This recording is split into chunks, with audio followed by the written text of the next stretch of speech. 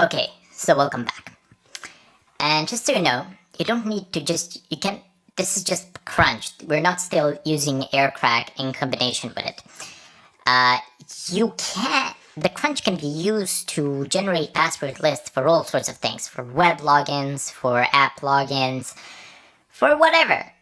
And you might think, oh, well, Erwin, that's not something that's in the realm of possibility, but it's not. It really is in the realm of possibility, because when I was in college, we used to sit, and the professor, every time they would log in to the professor network and to the professor login place where they have all their lectures and all the other things, and you could see, and when they would log in, they would actually hook their laptop up to the projector, and then they would log in.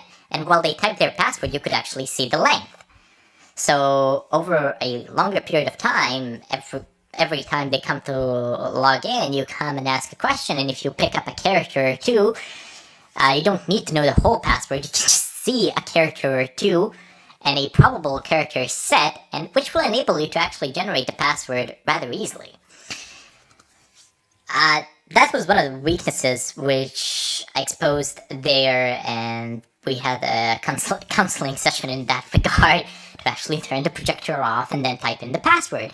And you don't even need to see it because you can hear it. So you can hear the amount of clicks that is made physically, so you can know the length, and that reduces the amount of probable combinations significantly. But that is beyond the scope of what we are going to do today. So I'm just going to go ahead and insert another number here to make this a little bit shorter, so we don't have to wait an eternity for this to finish. I mean, it's not going to be an eternity now. It's as long as it's in terms of gigabytes or terabyte or even terabytes, you are facing a reasonable amount of time to actually finish. Great, I have my command here. Let me just see if I can scroll back. Okay, so I've just typed in this command, and I'll explain it in a moment. Let me just modify it a little bit so that it's what I hoped it to be.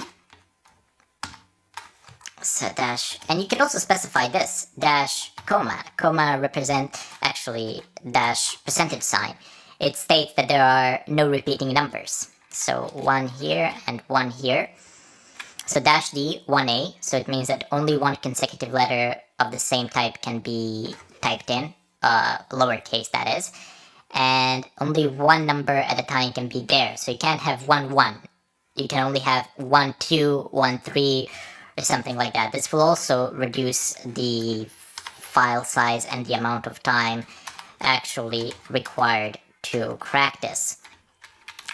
But these are perfectly crackable things. I'm just inserting letters here that I know that are there because I don't want to wait for too long, because obviously I'm doing a tutorial and I'm just showing you how to do it. So at the end of the command, you will need a pipe symbol. You will need to type in pipe. So you type in whatever you need to type in for crunch, and then you type a pipe, and then you type in aircrack-ng -w. -w is used to specify the dictionary file, but we're not going to be using a dictionary file. We'll just type in a dash so that it takes the output of crunch and uses that as a dictionary, basically. So they're not being stored anywhere, they're just being generated. And then B, which is the BSSID of our wireless access point from before. You can get that quite easily by just typing airmon dash arrow dump dash ng, and I don't know the name of the interface. Fig. So arrow dump dash ng VLP 12S0U2 mon. Right. You need to be root. So let me go ahead and do this. And you can just get it from here, just follow up the BSS ID and find your wireless access point, and that's gonna be it. I've changed my wireless access point. I've actually taken up another router, which I'm gonna use for some testing here. And this is its new BSS ID. So I just performed another capture file, but doesn't really matter. It makes no difference whether you are using one capture file or another one, as long as you have created one. And then I'm going to use toCrack-01.cap. Keep in mind that your file name could be different. It could be something else. But it doesn't matter. I've shown you in the previous tutorial how to name it, so yeah.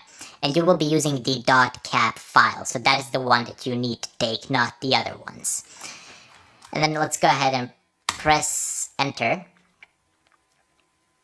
And there we go. It started doing it, but let me just go ahead and break it and stop it and then start it up again so you can actually see what's going on the screen. And there you go. So this is much more convenient. So you can see that the amount of keys that are being tested is rising, and I'm still doing certain things in the background like encoding and recording this video, so the CPU time is still being consumed. But it's going to get around 10,000 combinations per second. Key/s stands for keys per a second. So there are a good amount of combinations that are going to happen here, and as you can see, it's going to try out every one of them. It's altering the ones we've stated to alter, it's not altering the others. But just for the sake of the test, I'm going to go ahead and shorten this so that you can see how a successful output looks like. I mean, you can just leave it like this, it's going to find it. But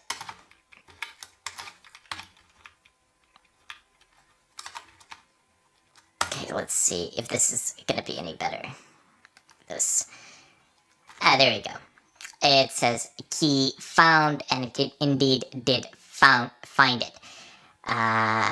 As I said, I just shortened it for the sake of the tutorial so that you can see, so that you don't need to wait hours or days for it to actually show some results. But let me just show you something else as well. Let me just show you the load on the CPU cores and the temperature as it rises. So let's just leave this at that. Let's just leave this at that and increase the amount of time. Press enter, and this is gonna start generating. Okay, so let's wait for it to go to the 10,000 mark. Actually, I can just pop the X sensors here, and you can see that the cores are slowly beginning to warm up. 74 degrees on them is not something you want your processor to be on. Intel CPUs will basically tap out at 105 degrees Celsius. Your PC will shut down. So it shouldn't burn, it should actually shut down. But be careful with this. Be very careful. Like, always monitor the temperatures and make sure that you have good cooling. Let me just go ahead and show you another thing, which you can see while this is happening. You can type in htop, and this is the load on the CPU cores. Look, they're all being used 100%. And some of you might ask me, well, why don't you overclock them or something like that? They are overclocked.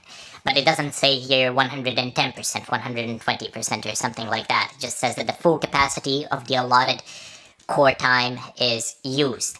You overclock these things in BIOS, and mine is overclocked from 3.5 to 3.9, so not a lot. I like to play it safe. There's no reason why I should accelerate this. But this is 10,000 keys per second. Remember that, and then we're gonna see how many keys can actually a GPU generate. And we will use the hashcat. I'll show you how to install it. I'll show you how to install the proprietary NVIDIA drivers. You can also install the proprietary AMD drivers. It should work with them, no problems. There are plenty of guides out there, but I just can't use my AMD card now. There just is no way for me to use it. I don't know, AMD and NVIDIA on a Linux, once you put the two drivers in place, they don't really play well with one another at all. So I'm just going to go ahead and install the NVIDIA drivers from the gaming cards that I have in the PC, and then we'll see how that actually works and how many combinations do we get there. Because as it is now, we're getting about 10,000. So my processor is getting 10,000, yours could be more or less. I don't know, depending on your processor type. If I go ahead and stop this, if I type in CPU info, cat proc CPU info, you can see the model of my processor here. It's i7-5960X, and its default clock rate is 3 gigahertz. So depending on your processor model, you might get more or less. Usually processors with a greater amount of threads will have significantly better performance here. But this is still CPU brute forcing. Once we get in the follow-up tutorial to the GPU brute forcing, this will change drastically. The number of combinations per a second will change drastically. It is also possible, by the way, to split the workload between multiple machines. What you would need to do is just generate password lists with Crunch, and then just put them onto a USB, and then go to each individual machine and just have it attempt to decode that particular set of passwords. Now here, this machine is, for example, 10,000, but you could go to another machine, and that machine could be maybe 5,000, and another machine, and another machine, and another machine, and soon you get a larger number. That is very simple to do. It's not complicated at all. If you type in man crunch, you will even find a bit of a hidden example on how to do that. Down below you have examples. You need to find an example which actually splits the file sizes. Where is it? We'll generate basic compressed files with each file containing 6,000 words. There you go. So, the file names be first word list. Okay, so this will generate a compressed files with each file containing 6,000 words. So this command. And they will be zipped, so they'll be smaller. That's nice because you can take each file, and you can see the output down below. You can take each file, put it onto a USB, and go to a different PC, and have different PCs have a go at different portions of the hash of the password list. So one PC will, for example, take the first 6,000 words, the other one will take another 6,000, and another one will take 6,000. I mean, you obviously wouldn't put 6,000 here, you would put a lot bigger number, and every PC would have maybe, I don't know, 1 million combinations to go over, or more. And then you would be able to accelerate it. But it's still, it's a painful procedure. I don't want to show it here because I don't consider it to be particularly useful, as I'm guessing that not a lot of people have a lot of PCs just lying around that can work 24/7 around the clock to actually fix this. You could go renting on cloud, but then again, that costs money, and just to break a VPA2 password to pay like $10,000 for cloud, for this to work on a cloud, where the workload is split between thousands of machines, where you get like 2,000 cores or something like that, that would be pretty stupid in my opinion. But anyway, that is an option, of course. So with this, I bid you farewell, and we're gonna go into the GPU cracking process. So to see how much faster that is, and to show you how to actually do it.